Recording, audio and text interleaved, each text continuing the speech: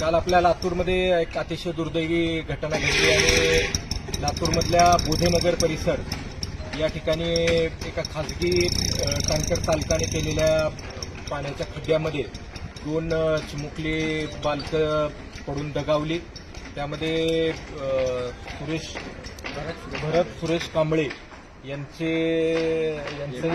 मुलगा आणि एक भाची असे 2, 6 आणि 7 वर्षाचे बालकं त्या ठिकाणी दगावले। खरं तर अतिशय दुःखदायक घटना आहे आणि काल राष्ट्रवादी काँग्रेस पार्टीचे नेते लक्ष्मणजी कांबळे साहेब, श्रद्धाताई जवळगेकरताई, व्हीएस पॅन्थरचे विनोदजी, त्याचबरोबर खटके, त्याचबरोबर इतरही विरोधी पक्ष आणि इतरही संघटना, त्याचबरोबर आमचे ऋषी पाटील या सगळ्यांनी महापालिकेमध्ये जाऊन त्या ठिकाणी ठिय्या मांडला आणि महापालिकेला तेव्हा जाग आली। मात्र त्यापूर्वी श्रद्धाताईंच्या माध्यमातून या भागातील सगळेच नागरिक अनेक दिवसापासून याची निवेदनं देत होते आणि आपण जर या ठिकाणी हा खड्डा बघितला तर अतिशय जीवघेणा खड्डा हा या ठिकाणी आपल्याला आत्ताही पाहायला मिळतोय।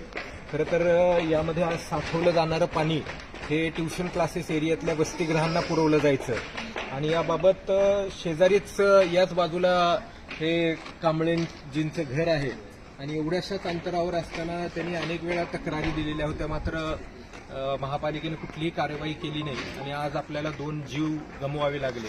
आमच्या सगळ्यांचं एवढंच महापालिकेला मागणी आहे की दोषींवर तात्काळ कारवाई व्हावी, विनाकारण थातूरमातूर कारवाई करून जनतेचा आक्रोश दाबण्याचा प्रयत्न करू नये आणि महापालिकेच्या माध्यमातून एक आर्थिक सहाय्य या कुटुंबाला झालं पाहिजे। त्याचबरोबर या कुटुंबातल्या सदस्यांना महापालिकेमध्ये त्यांच्या शैक्षणिक पात्रतेच्या माध्यमातून नोकरी मिळावी अशी सुद्धा आमची सगळ्यांची मागणी आहे। खरं तर ही सगळी परिवारातली मंडळी इथं उपस्थित आहेत। या सगळ्या करण्यामुळं काही गेलेले जीव येणार नाहीत, परंतु कुठंतरी कृतज्ञता व्यक्त करणं हे महापालिकेचं काम आहे आणि ते व्हावं यासाठी ही सगळीच मंडळी या ठिकाणी प्रयत्नशील आहे।